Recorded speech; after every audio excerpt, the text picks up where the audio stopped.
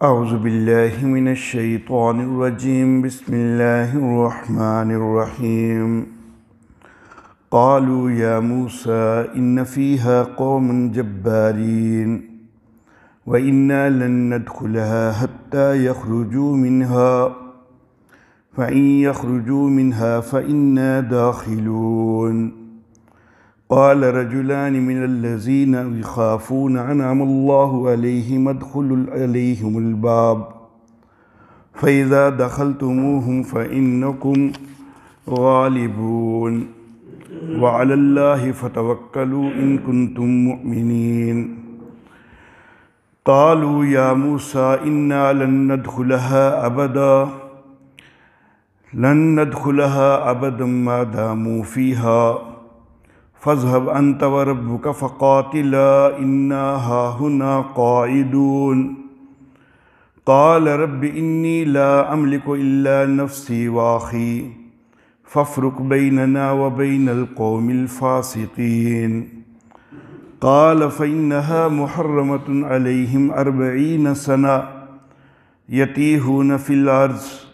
فلا تأس على القوم الفاسقين صدق اللہ مولانا العلی العظیم وبلغنا نبیہ ورسولہ الکریم۔ کہنے لگے اے موسیٰ، بے شک اس میں تو ایک زوراور قوم ہے اور بے شک ہم ہرگز اس میں داخل نہیں ہوں گے یہاں تک کہ وہ اس سے نکلیں، پھر اگر وہ اس سے نکل جائیں تو پھر بے شک ہم داخل ہوں گے۔ قال رجلان، دو آدمیوں نے کہا، من الذین یخافون، ان میں سے کہ جو ڈر رکھتے تھے، انعم اللہ علیہم، اللہ کا ان پر انعام ہوا تھا، ادخلوا علیہم الباب، کہ دروازے سے ان پہ داخل ہو جاؤ، فَإِذَا دَخَلْتُمُوهُ، جب تم وہاں داخل ہو، فَإِنَّكُمْ غَالِبُونَ، تو تم ہی غالب ہوگے، وَعَلَى اللَّهِ فَتَوَكَّلُوا، اور اللہ پر توکل کرو، ان کنتم مؤمنین، اگر تم ایمان والے ہو۔ قالو، وہ کہنے لگے، یا موسیٰ انا لن ندخلها ابدا ما داموا فیہا، اے موسیٰ ہم تو ہرگز بھی کبھی بھی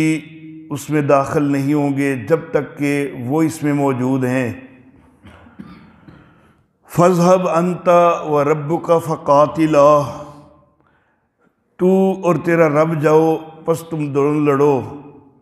انا ہاہنا قاعدون، ہم تو یہیں بیٹھے ہیں۔ قال،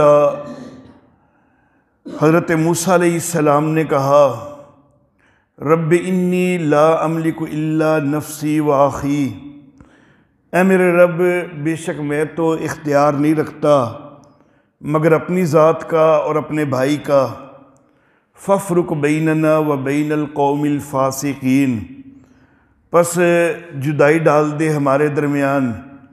اور نافرمان قوم کے درمیان۔ قال، اللہ نے فرمایا، فَإِنَّهَا مُحَرَّمَةٌ عَلَيْهِمْ، اب یہ ان کے اوپر حرام ہو گیا، 40 سنہ، 40 سال کے لیے، یتیہون فی الارض، زمین کے اندر مارے مارے پھرتے رہیں گے،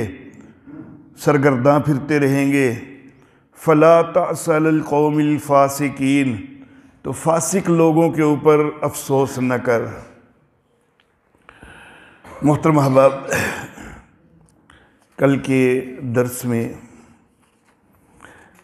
جو 2 آیات مبارکہ تلاوت کی گئی تھیں، ان میں دوسری آیت مبارکہ میں حضرت موسیٰ علیہ نبینا علیہ الصلاۃ والتسلیمات، ان کا اپنی قوم سے ارض مقدس میں داخل ہونے کے لیے کہنا وہ ذکر ہوا ہے، اور ساتھ یہ بھی فرما دیا گیا کہ کتب اللہ لکم،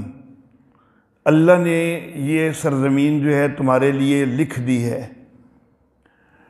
گویا کہ یہ حتمی فیصلہ ہے اللہ رب العزت کا کہ تمہیں یہ سرزمین ملنی ہی ملنی ہے، کیونکہ اللہ نے جب تمہارے لیے لکھ دی ہے تو پھر اللہ کے لکھے ہوئے کو تو کوئی ٹال سکتا ہی نہیں ہے۔ کوئی یہاں پر شکست کا سرے سے کوئی امکان ہے ہی کوئی نہیں۔ اللہ کا وعدہ ہو چکا ہے پہلے ہی کہ تمہیں فتح حاصل ہونی ہے، یہ سرزمین تمہیں ملنی ہے۔ تو یہ اتنی واضح فتح کی خوشخبری کے باوجود یہ لوگ جو ہیں یہ اس سرزمین میں داخل ہونے کے لیے تیار نہیں ہوئے، بلکہ کہنے لگے کہ اے موسیٰ، وہاں تو بڑے سرکش لوگ رہتے ہیں، جبار قوم رہتی ہے، بڑے زور آور ہیں، قد کاٹھ والے ہیں، جب تک وہ اس میں موجود ہیں ہم تو ہرگز داخل نہیں ہوں گے۔ ہاں وہ اگر اس یہاں سے نکل جاتے ہیں تو پھر ہم داخل ہو جائیں گے۔ معاملہ یہ تھا کہ موسیٰ علیہ نبینا علیہ الصلاۃ و تسلیمات ان کو اس قوم کے خلاف، کیونکہ یہ جو جبار قوم ہے یہ عام دنیاوی ظلم و ستم کے علاوہ شرک والے ظلم کے اندر بھی شدت سے گرفتار تھی، بت پرست لوگ تھے۔ تو اللہ رب العزت نے حکم دیا تھا کہ ان کے ساتھ جنگ کرو، جہاد کرو اور ان سے یہ سرزمین حاصل کرو اور یہاں پر خود آباد ہو، تمہارے لیے یہ سرزمین لکھ دی گئی ہے۔ تو یہ جہاد کا حکم تھا، لیکن انہوں نے بزدلی کا جو ہے اظہار کیا، اور باوجود اس کے کہ اللہ رب العزت کی طرف سے واضح طور پر فتح کی خوشخبری بھی موجود تھی، تو لیکن یہ پھر بھی اپنے بزدلی کو ہی جو ہے وہ انہوں نے آگے رکھا، اور انہوں نے کہا کہ جب تک وہ لوگ اندر موجود ہیں، سرکش لوگ ہیں، ہم تو داخل کوئی نہیں ہوں گے۔ صرف قوم میں سے 2 بندے، حضرت یوشع بن نون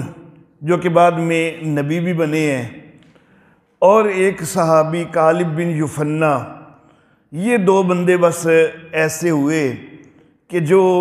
لوگوں کو ابھار رہے تھے کہ بھائی تمہیں جنگ کرنی چاہیے، لیکن باقی ساری قوم جو ہے تو وہ گریز کر رہی ہے اور بزدلی کا اظہار کر رہی ہے۔ تو 2 بندے اللہ کا ڈر رکھنے والے، اللہ کا ان کے اوپر بڑا انعام تھا کہ اللہ رب العزت نے ان کو بڑا حوصلہ اور ہمت دی ہوئی تھی، اور وہ ان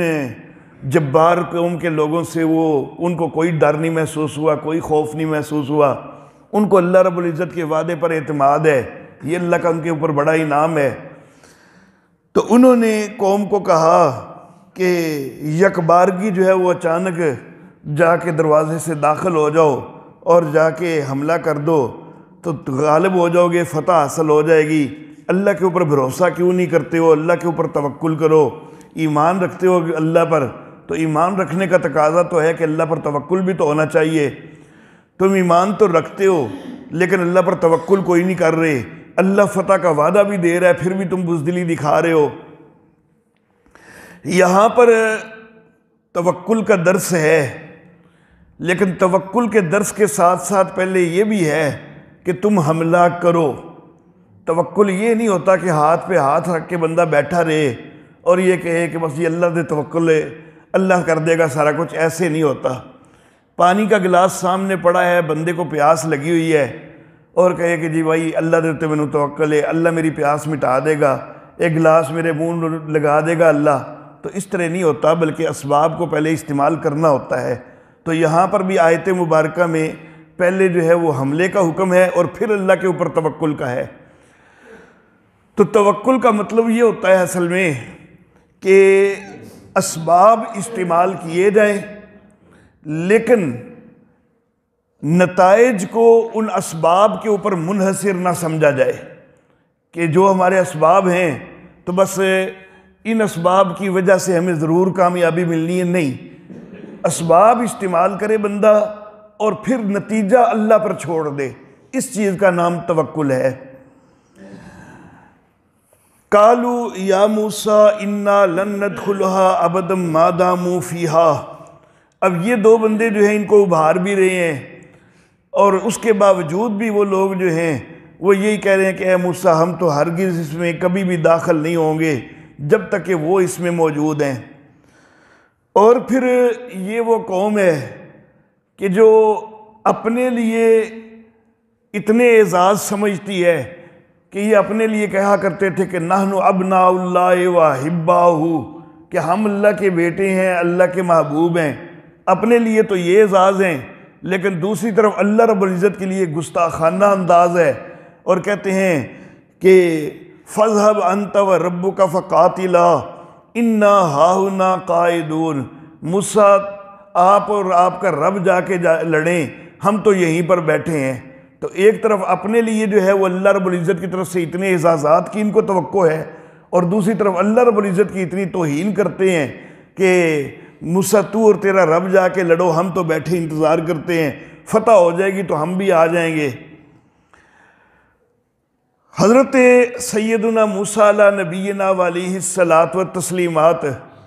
جس وقت وہ ان کی اس انتہا درجے کی ہٹ درمی، بزدلی اور رب تعالیٰ کی گستاخی کو دیکھتے ہیں،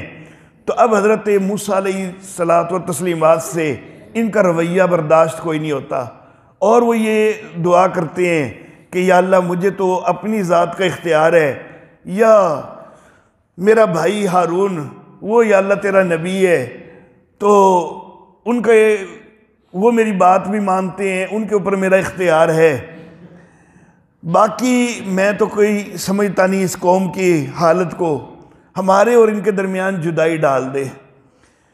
یہاں پر حضرت موسیٰ علیہ الصلاۃ والتسلیمات اپنا اور حضرت ہارون علیہ الصلاۃ والتسلیمات کا تذکرہ کر رہے ہیں۔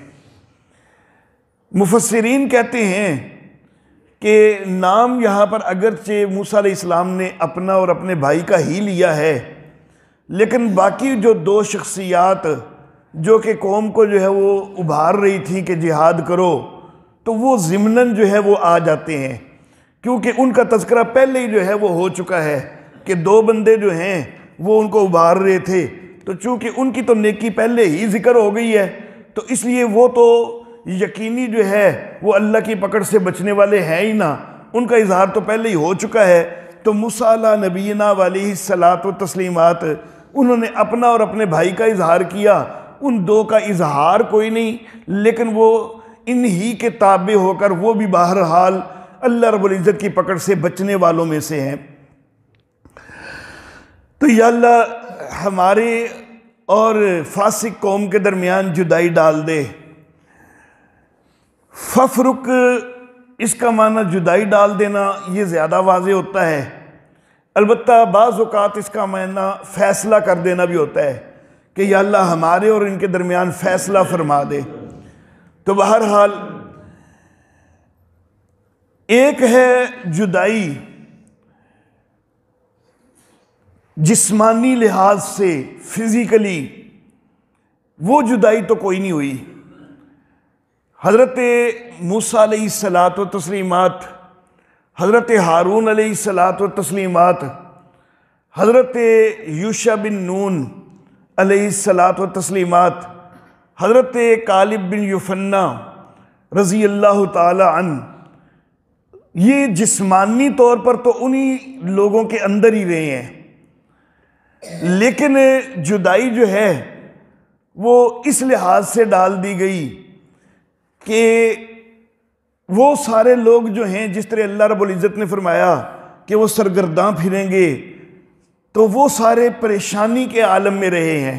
یہ سارا جو 40 سال کا عرصہ ان کو سزا کے طور پر رکھا گیا، تو وہ اس میں پریشان ہی پریشان رہے ہیں، لیکن یہ چار شخصیات جو ہیں تو ان کو اس پریشانی والے معاملے سے ان سے جدا کر دیا گیا، اور یہ بڑی مطمئن زندگی جو ہے وہ گزار رہے ہیں۔ یہ ایسے ہی ہے کہ جیسے کسی علاقے کے اندر بہت شدید وبا آ جائے، لیکن کوئی ایک آدھ بندہ جو ہے وہ بالکل اس سے محفوظ رہ جائے، تو یہاں پر بھی باقی ساری قوم جو ہے وہ شدید پریشانی کے اندر مبتلا ہے، جنہوں نے بھی جو ہے وہ اللہ رب العزت کی گستاخی کی ہے، جنہوں نے بھی بزدلی کا جو ہے وہ اظہار کیا ہے، وہ سارے جو ہے وہ انتہائی پریشانی کے عالم میں انہوں نے یہ 40 سال جو ہے وہ سرگرداں پھرتے ہوئے اسی میدان کے اندر گزارے اور یہیں مر کھپ گئے۔ ان کی اگلی نسلیں جو ہیں انہوں نے پھر حضرت یوشع بن نون کی سرکردگی میں حضرت موسیٰ علیہ السلام کی وفات کے بعد یہ علاقہ جو ہے یہ فتح کیا ہے۔ تو بہرحال اللہ رب العزت نے فرما دیا کہ انہا محرمۃ علیہم 40 سنہ، 40 سال تک کے لیے یہ سرزمین ان کے اوپر حرام کر دی گئی ہے کہ 40 سال تک اب یہ اس کی طرف جو ہے وہ نہیں جا سکیں گے، اس کے لذات نہیں حاصل کر سکیں گے۔ وہاں پر جو سرسبزہ ہے، جو کچھ بھی چیزیں ہیں، اس سے یہ فائدہ کوئی نہیں حاصل کر سکیں گے۔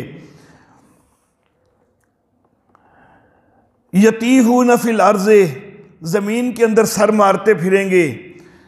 فلا تعس علی القوم الفاسقین، فاسق قوم کے اوپر افسوس نہیں کرنا۔ تورات کا جو حصہ گنتی ہے اس کے اندر اس واقعہ کی تفصیل جو ہے وہ دی ہوئی ہے۔ بعض اوقات قرآن حکیم میں جس وقت بنی اسرائیل کی خرابیوں کا تذکرہ یہ لوگوں کے سامنے کیا جاتا ہے نا، تو کئی ملحد قسم کے لوگ اور کئی جو ہے وہ الٹے سیدھے خیالات والے جو اسلام کے متعلق شکوک و شبہات میں مبتلا کرنے کی ہمیشہ کوششیں کرتے رہتے ہیں، تو وہ بنی اسرائیل کے ایک پہلو کو ابھار کے پیش کرتے ہیں کہ جی اتنے نبی ان کے اندر آئے تھے تو وہ اللہ کی بڑی لاڈلی قوم تھی۔ دوسرے پہلو کو وہ بالکل چھپا دیتے ہیں کہ انہوں نے گستاخیاں بھی بڑی کی تھیں، اور پھر وہ قرآن حکیم کے اوپر الزام لگانے لگ جاتے ہیں کہ قرآن حکیم جو ہے وہ اس قوم کی اتنی خرابیاں بیان کرتا ہے، حالانکہ یہ قوم بڑی اچھی تھی۔ تو وہ ان لوگوں کو پھر بڑا ہی اچھا کر کے جو ہے وہ بیان کرتے ہیں۔ تو یہ واقعہ جو ہے یہ گنتی کے حوالہ سے جب ہم پڑھتے ہیں نا تو خود پتہ چل جاتا ہے کہ خود تورات موجودہ جو ہے اس کے اندر بھی جو ہے وہ کس قدر جو ہے وہ ان کی اس بدبختی کا تذکرہ موجود ہے، کس قدر جو ہے وہ ان کی اس خرابی کا تذکرہ موجود ہے۔ اللہ اللہ۔ گنتی کا 13واں باب ہے، اس کے اندر یہ عبارت موجود ہے، اور خداوند نے موسیٰ سے کہا تو آدمیوں کو بھیج کہ وہ ملک کنعان کا جو میں بنی اسرائیل کو دیتا ہوں حال دریافت کریں، ان کے باپ دادا کے ہر قبیلہ سے ایک آدمی بھیجنا جو ان کے ہاں کا رئیس ہو۔ چنانچہ موسیٰ نے خداوند کے ارشاد کے موافق دستے فاران سے ایسے آدمی روانہ کیے جو بنی اسرائیل کے سردار تھے۔ ان کے یہ نام تھے: روبن کے قبیلہ سے ذکور کا بیٹا سمو، اور شمعون کے قبیلہ سے ہوری کا بیٹا صافت، اور یہودا کے قبیلہ سے یفنہ کا بیٹا کالب، اور اشکار کے قبیلہ سے یوسف کا بیٹا ایجال، اور افراہیم کے قبیلہ سے نون کا بیٹا ہوسے، اور بنیامین کے قبیلہ سے رفو کا بیٹا فلتی، اور زبولون کے قبیلہ سے سودی کا بیٹا جدیعیل، اور یوسف کے قبیلہ یعنی منسی کے قبیلہ سے سوسی کا بیٹا جدی، اور دان کے قبیلہ سے جملی کا بیٹا امیعیل، اور آشر کے قبیلہ سے میکائیل کا بیٹا ستور، اور نفتالی کے قبیلہ سے دفسی کا بیٹا نقبی، اور جد کے قبیلہ سے ماکی کا بیٹا جیوئیل۔ یہی ان لوگوں کے نام ہیں، یہ 12 لوگ ہیں جن کو موسیٰ علیہ السلام نے ملک کا حال دریافت کرنے کو بھیجا تھا، اور نون کے بیٹے ہوسی کا نام موسیٰ نے یشوع رکھا، اور موسیٰ نے ان کو روانہ کیا تاکہ ملک کنعان کا حال دریافت کریں، اور ان سے کہا کہ تم ادھر جنوب کی طرف سے جا کر پہاڑوں میں چلے جانا اور دیکھنا کہ وہ ملک کیسا ہے، اور جو لوگ وہاں بسے ہوئے ہیں وہ کیسے ہیں، زور آور ہیں یا کمزور، اور تھوڑے سے ہیں یا بہت، اور جس ملک میں وہ آباد ہیں وہ کیسا ہے، اچھا ہے یا برا، اور جن شہروں میں وہ رہتے ہیں وہ کیسے ہیں، آیا وہ خیموں میں رہتے ہیں یا قلعوں میں، اور وہاں کی زمین کیسی ہے، زرخیز ہے یا بنجر، اور اس میں درخت ہیں یا نہیں۔ تمہاری ہمت بندی رہے اور تم اس ملک کا کچھ پھل لیتے آنا، اور وہ موسم انگور کی پہلی فصل کا تھا۔ سو وہ روانہ ہوئے اور دشت سین سے رہوب تک جو حمات کے راستے میں ہے ملک کو خوب دیکھا بالا، اور وہ جنوب کی طرف سے ہوتے ہوئے ہیبرون تک گئے، جہاں عناق کے بیٹے اخیمان اور سیسی اور تلیمی رہتے تھے، اور ہیبرون سغن سے جو مصر میں ہے 7 برس آگے بسا تھا۔ اور وہ وادی اسکال میں پہنچے، وہاں سے انہوں نے انگور کی ایک ڈالی کاٹ لی جس میں ایک ہی گچھا تھا، اور جسے 2 آدمی ایک لاٹھی پر لٹکائے ہوئے لے کر گئے، اور وہ کچھ انار اور انجیر بھی لائے۔ یہاں پر صرف ایک گچھا جو ہے وہ اتنا بڑا ہے انگوروں کا کہ جو 2 لوگ لاٹھی کے اوپر اٹھا کے لے کے گئے ہیں، تو اس سے اظہار ہوتا ہے کہ یہ بڑی سرسبز و شاداب جو ہے وہ زمین تھی۔ اسی گچھے کے باعث، اسی گچھے کے سبب سے جسے اسرائیلیوں نے وہاں سے کاٹا تھا، اس جگہ کا نام وادی اسکال پڑ گیا۔ اور 40 دن کے بعد وہ اس ملک کا حال دریافت کر کے لوٹے، اور وہ چلے اور موسیٰ اور ہارون اور بنی اسرائیل کی ساری جماعت کے پاس دشت فاران کے قادس میں آئے، اور ان کو اور ساری جماعت کو سب کیفیت سنائی، اور اس ملک کا پھل ان کو دکھایا، اور موسیٰ سے کہنے لگے کہ جس ملک میں تو نے ہم کو بھیجا تھا ہم وہاں گئے، اور واقعی دودھ اور شہد اس میں بہتا ہے، اور یہ وہاں کا پھل ہے، لیکن جو لوگ وہاں بسے ہوئے ہیں وہ زور آور ہیں، اور ان کے شہر بڑے بڑے اور فصیلدار ہیں، اور ہم نے بنی عناق کو بھی وہاں دیکھا ہے۔ اس ملک کے جنوبی حصے میں تو امالیکی آباد ہیں، اور ہتی اور یبوسی اور اموری پہاڑوں پر رہتے ہیں، اور سمندر کے ساحل پر اور یردن کے کنارے کنارے کنانی بسے ہوئے ہیں۔ تب کالب نے موسیٰ کے سامنے لوگوں کو چپ کرایا اور کہا کہ چلو ہم ایک دم جا کر اس پر قبضہ کریں، کیونکہ ہم اس قابل ہیں کہ اس پر تصرف کر لیں۔ لیکن جو اور آدمی اس کے ساتھ گئے تھے وہ کہنے لگے ہم اس لائق نہیں ہیں کہ ان لوگوں پر حملہ کریں، کیونکہ وہ ہم سے زیادہ زور آور ہیں۔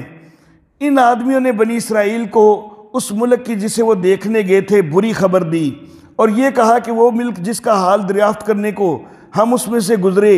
ایک ایسا ملک ہے جو اپنے باشندوں کو کھا جاتا ہے، اور وہاں جتنے آدمی ہم نے دیکھے وہ سب بڑے قد آور ہیں، اور ہم نے وہاں بنی عناق کو بھی دیکھا ہے جو جبار ہیں اور جباروں کی نسل سے ہیں، اور ہم تو اپنی ہی نگاہ میں ایسے تھے جیسے ٹڈے ہوتے ہیں، اور ایسے ہی ان کی نگاہ میں تھے۔ تب ساری جماعت زور زور سے چیخنے لگی، اور وہ لوگ اس رات روتے ہی رہے، اور کل بنی اسرائیل موسیٰ اور ہارون کی شکایت کرنے لگے۔ اب یہاں پر ذرا ان کا انداز دیکھیے گا کہ کس طرح کا انداز ہے۔ اچھا جی، اور ساری جماعت ان سے کہنے لگی ہائے کاش ہم مصر ہی میں مر جاتے، یا کاش اس بیابان ہی میں مرتے،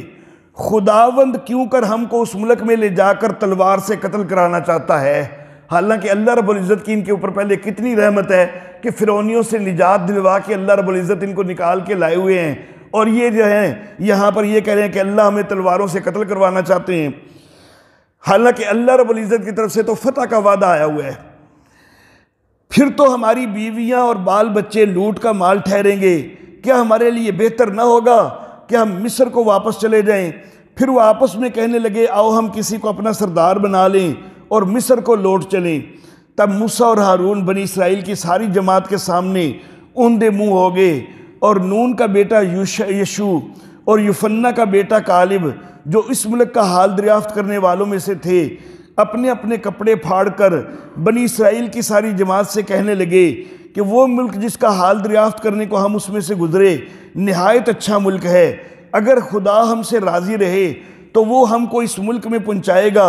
اور وہی ملک جس میں دودھ اور شہد بہتا ہے ہم کو دے گا۔ فقط اتنا ہو کہ تم خداوند سے بغاوت نہ کرو اور نہ اس کی ملک کے لوگوں سے ڈرو، وہ تو ہماری خوراک ہیں، ان کی پناہ ان کے سر پر سے جاتی رہی ہے، اور ہمارے ساتھ خداوند ہے، سو ان کا خوف نہ کرو۔ تب ساری جماعت بول اٹھی کہ ان کو سنگسار کرو، یعنی جو سمجھا رہے ہیں تو لوگوں نے کہنا شروع کر دیا کہ ان کو سنگسار کر دو۔ اس وقت خیمہ اجتماع میں سب بنی اسرائیل کے سامنے خداوند کا جلال نمایاں ہوا، اور خداوند نے موسیٰ سے کہا کہ یہ لوگ کب تک میری توہین کرتے رہیں گے۔ تو یہ دیکھ لیں، خود تورات کا بیان ہے کہ بنی اسرائیلی جو ہیں وہ اللہ رب العزت کی توہین کرتے ہیں، اور باوجود ان سب معجزوں کے جو میں نے ان کے درمیان کیے ہیں کب تک مجھ پر ایمان نہیں لائیں گے۔ یعنی یہ ایمان لائے ہوئے ہونے کے باوجود بھی اس طرح کی حرکتیں کر رہے ہیں کہ اللہ رب العزت کہہ رہے ہیں کہ یہ کب تک ایمان نہیں لائیں گے۔ میں ان کو وبا سے ماروں گا اور میراث سے خارج کروں گا، اور تجھے ایک ایسی قوم بناؤں گا جو ان سے کہیں بڑی اور زیادہ زور آور ہو۔ موسیٰ نے خداوند سے کہا، تب تو مصری جن کے بیچ سے تو ان لوگوں کو اپنے زور بازو سے نکال لے آیا یہ سنیں گے اور اسے اس ملک کے باشندوں کو بتائیں گے۔ انہوں نے سنا ہے کہ تو جو خداوند ہے ان لوگوں کے درمیان رہتا ہے، کیونکہ تو اے خداوند سری طور پر دکھائی دیتا ہے، اور تیرا ابر ان پر سایہ کیے رہتا ہے، اور تو دن کو ابر کے ستون میں اور رات کو آگ کے ستون میں ہو کر ان کے آگے آگے چلتا ہے۔ یعنی ہر وقت ہے اللہ آپ کی رحمت جو ہے وہ بڑی واضح طور پر ہمارے اندر نظر آتی ہے۔ تو اب اگر یہ اچانک سارے ہلاک ہو جاتے ہیں تو وہ مصری جن سے جو ہے نجات دلا کے نکالا گیا ہے تو وہ تو پھر ٹھٹھا کریں گے، ہنسی کریں گے کہ یہاں سے تو نکال لیا لیکن آگے تو پھر جا کے ہلاک ہی کر دیا۔ تو یہ حضرت موسیٰ علیہ السلام قوم کی سفارش کر رہے ہیں۔ پس اگر تو اس قوم کو ایک اکیلے آدمی کی طرح جان سے مار ڈالے تو وہ قومیں جنہوں نے تیری شہرت سنی ہے کہیں گی کہ چونکہ خداوند اس قوم کو اس ملک میں جسے اس نے ان کو دینے کی قسم کھائی تھی پہنچا نہ سکا، اس لیے ان کو ان کے بیابان میں ہلاک کر دیا۔ سو خداوند کی قدرت کی عظمت تیرے ہی اس قول کے مطابق ظاہر ہو کہ خداوند قہر کرنے میں دھیما اور شفقت میں غنی ہے، وہ گناہ اور خطا کو بخش دیتا ہے لیکن مجرم کو ہرگز بری نہیں کرے گا، کیونکہ وہ باپ دادا کے گناہ کی سزا ان کی اولاد کو تیسری اور چوتھی پشت تک دیتا ہے۔ یہ سراسر جو ہے یہ الفاظ تعریف کا ثبوت ہیں کہ اللہ رب العزت معاذ اللہ ثم معاذ اللہ باپ دادے کا گناہ جو ہے اس کی سزا اگلی نسلوں کو دیتے ہیں، حالانکہ اللہ رب العزت تو عدل کرنے والے ہیں۔ تو یہ اللہ رب العزت کا جو ہے فرمان کبھی نہیں ہو سکتا، یہ تعریف کا نتیجہ ہے۔ سو تو اپنی رحمت کی فراوانی سے اس امت کا گناہ جسے تو مصر سے لے کر یہاں تک ان لوگوں کو معاف کرتا رہا ہے اب بھی معاف کر دے۔ خداوند نے کہا، میں نے تیری درخواست کے مطابق معاف کیا، لیکن مجھے اپنی حیات کی قسم اور خداوند کے جلال کی قسم جس سے ساری زمین معمور ہوگی، چونکہ ان سب لوگوں نے جنہوں نے باوجود میرے جلال کو دیکھنے کے اور باوجود ان معجزوں کے جو میں نے مصر میں اور اس بیابان میں دکھائے پھر بھی 10 بار مجھے آزمایا اور میری بات نہیں مانی، اس لیے وہ اس ملک کو جس کے دینے کی قسم میں نے ان کے باپ دادا سے کھائی تھی دیکھنے بھی نہ پائیں گے، اور جنہوں نے میری توہین کی ہے ان میں سے کوئی اسے دیکھنے نہیں پائے گا۔ پر اس لیے کہ میرے بندے کالب کی کچھ اور ہی طبیعت تھی اور اس نے میری پوری پیروی کی ہے، میں اس کو اس ملک میں جہاں وہ ہو آیا ہے پہنچاؤں گا، اور اس کی اولاد اس کی وارث ہوگی، اور وادی میں تو امالیکی اور کنانی بسے ہوئے ہیں۔ سو کل تم گھوم کر اس راستہ سے جو بحر کلزم کو جاتا ہے بیابان میں داخل ہو جاؤ۔ اور خداوند نے موسیٰ اور ہارون سے کہا، میں کب تک اس خبیث گروہ کی جو میری شکایت کرتی رہتی ہے برداشت کروں؟ اب دیکھیں کتنے شدید لفظ ہیں بنی اسرائیل کے لیے یہ خود تورات کے اندر کہ یہ خبیث گروہ ہے جو ہر وقت میری شکایتیں ہی کرتا رہتا ہے، مجھ سے ناخوش رہتا ہے یہ گروہ۔ بنی اسرائیل جو میرے برخلاف شکایتیں کرتے رہتے ہیں، میں نے وہ سب شکایتیں سنی ہیں، سو تم ان سے کہہ دو، خداوند کہتا ہے مجھے اپنی حیات کی قسم جیسا تم نے میرے سے سنتے کہا ہے میں تم سے ضرور ویسا ہی کروں گا۔ تمہاری لاشیں اسی بیابان میں پڑی رہیں گی، اور تمہاری ساری تعداد میں سے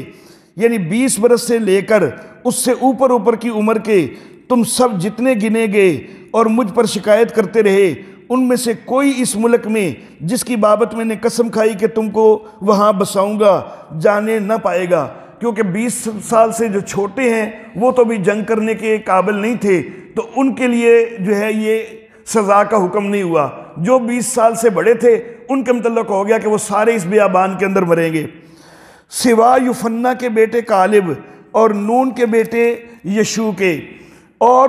تمہارے بال بچے جن کی بابت تم نے یہ کہا کہ وہ تو لوٹ کا مال ٹھہریں گے، ان کو میں وہاں پہنچاؤں گا، اور جس ملک کو تم نے حقیر جانا وہ اس کی حقیقت پہچانیں گے، اور تمہارا یہ حال ہوگا کہ تمہاری لاشیں اسی بیابان میں پڑی رہیں گی، اور تمہارے لڑکے بالے 40 برس تک بیابان میں آوارہ پھرتے اور تمہاری زناکاریوں کا پھل پاتے رہیں گے، جب تک کہ تمہاری لاشیں بیابان میں گل نہ جائیں۔ ان 40 دنوں کے حساب سے جن میں تم اس ملک کا حال دریافت کرتے رہے تھے، اب دن پیچھے ایک ایک برس یعنی 40 برس تک تم اپنے گناہوں کا پھل پاتے رہو گے، تب تم میرے مخالف ہو جانے کو سمجھو گے، یعنی تمہیں پھر پتہ چلے گا کہ رب کی مخالفت کرنے کا کیا انجام ہوتا ہے۔ میں خداوند یہ کہہ چکا ہوں کہ میں اس پوری خبیث گروہ سے جو میری مخالفت پر متفق ہے قطعی ایسا ہی کروں گا، ان کا خاتمہ اسی بیابان میں ہوگا اور وہ یہیں مریں گے۔ اور جن آدمیوں کو موسیٰ نے ملک کا حال دریافت کرنے کو بھیجا تھا، جنہوں نے لوٹ کر اس ملک کی ایسی بری خبر سنائی تھی جس سے ساری جماعت موسیٰ پر کڑکڑانے لگی، سو وہ آدمی جنہوں نے ملک کی بری خبر دی تھی خداوند کے سامنے وبا سے مر گئے، پر جو آدمی اس ملک کا حال دریافت کرنے گئے تھے ان میں سے نون کا بیٹا یشوع اور یوفنا کا بیٹا کالب دونوں جیتے بچے رہے۔ تو یہ سارا واقعہ جو ہے یہ یہاں پر گنتی کے اندر جو ہے وہ مذکور ہے، اور یہاں پر دیکھ لیں کہ کتنا شدید جو ہے وہ انداز ہے۔ اب ایک آخری چیز، ہم نے یہ سارا واقعہ جو ہے یہ گنتی کی کتاب میں سے پڑھا، اس میں وہ جملہ کوئی نہیں آیا کہ رب جا کے لڑیں، ہم یہاں پر بیٹھے انتظار کرتے ہیں۔ اب یہ جملہ یہاں پر موجود کوئی نہیں، اس کے اوپر جو ہے وہ پھر کئی مستشرق اور کئی ملحد جو ہیں وہ کہتے ہیں کہ یہ معاذ اللہ ثم معاذ اللہ قرآن نے جھوٹا الزام لگایا ہے، انہوں نے تو ایسا جملہ کوئی نہیں کہا تھا۔ تو ایک بات تو یہ کہ گنتی کے ساتھ سے جو اگلی کتاب ہے استثناء، اس میں اس جملے کا تھوڑا سا اشارہ وہ آج تک بھی بہرحال موجود ہے۔ یہاں سے تحریف کر کے وہ جملہ ختم کر دیا گیا، اور اس کا ثبوت جو ہے کہ یہاں سے تحریف کر کے ختم کیا گیا ہے، ایک تو یہ کہ استثناء کے اندر اشارہ ابھی بھی موجود ہے، اگرچہ جملہ وہاں سے بھی ختم کرنے کے لیے کچھ نہ کچھ اس میں تبدیلی تو کی گئی ہے لیکن اشارہ موجود ہے۔ دیکھیں نبی اکرم صلی اللہ علیہ وآلہ وسلم نے جس وقت یہ آیت مبارکہ سنائی ہے تو مدینہ کے اندر سنائی ہے، اور مدینہ کے اندر یہودی آباد تھے، ان کے پاس تورات بھی موجود تھی، ان کو اپنے آبا کے احوال کا بھی علم تھا۔ اس وقت ایک آواز بھی یہ نہیں اٹھی کہ یہ قرآن نے کیا کہا ہے کہ ہمارے آبا نے یہ بات کہی تھی کہ تم اور تمہارا رب جا کے لڑو، ہم یہاں بیٹھے دیکھتے ہیں، یہ تو ایسا ہوا ہی کوئی نہیں۔ تو اس وقت ایک آواز بھی نہیں اٹھی، یہ ثابت کر رہی ہے کہ اس وقت تک یہ تحریف ابھی نہیں کی گئی تھی۔ اس وقت اگر یہ تعریف اس سے پہلے کی جا چکی ہوتی اور وہ لوگ جو ہے وہ اس چیز کے انکاری ہوتے تو وہ آواز اٹھاتے، اس دور میں یہ آواز اٹھتی کہ قرآن حکیم جو ہے وہ معاذ اللہ ثم معاذ اللہ وہ جھوٹی بات کر رہا ہے، جبکہ یہودی بدترین دشمن تھے اسلام کے، مارکے ہوئے ان کے ساتھ بنی نذیر کا مارکہ ہوا، بنو قینقاع کا مارکہ ہوا، اسی طرح بنو قریظہ کا مارکہ ہوا، پھر خیبر کا مارکہ ہوا۔ جب اتنے مارکے ان کے ساتھ لڑے جا رہے ہیں اور وہ مسلمانوں کے لیے ہر حربہ نبی اکرم صلی اللہ علیہ وسلم کو شہید کرنے کے بھی جو ہے انہوں نے ایک ارادے کیے اور اس کے لیے منصوبے بنائے، جب وہ اسلام کو ختم کرنے اور نبی وسلم کو نقصان پہنچانے کا ہر حربہ استعمال کرتے ہیں، تو اگر یہ اتنا بڑا معاملہ ہوتا کہ معاذ اللہ ثم معاذ اللہ قرآن حکیم نے ایک ایسا جملہ ذکر کیا ہوتا کہ جو ان کے آبا نے کہا کوئی نہیں تھا، تو ان کو تو اس کے اوپر بڑا موقع ملتا تھا نا کہ وہ شور کرتے کہ دیکھ لو جی قرآن کی جو ہے وہ غلط ہونا ثابت ہو گیا ہے، تو لیکن کوئی آواز نہیں اٹھی۔ اس سے واضح ہوتا ہے کہ اس وقت ان کی کتابوں میں یہ جملہ موجود تھا، اس وقت وہ اس کا انکار کر ہی نہیں سکتے تھے، کیونکہ اس وقت کی ساری نسل ان کی جانتی تھی کہ ہماری کتابوں میں یہ جملہ موجود ہے۔ تو یہ بعد میں جو ہے یہ کسی دور میں اس جملے کو نکال کر اسلام کے خلاف جو ہے وہ ایک الزام قائم کرنے کی کوشش کی گئی ہے، لیکن بہرحال یہ جملہ پہلے موجود تھا۔ وآخر دعوانا ان الحمدللہ رب العالمین۔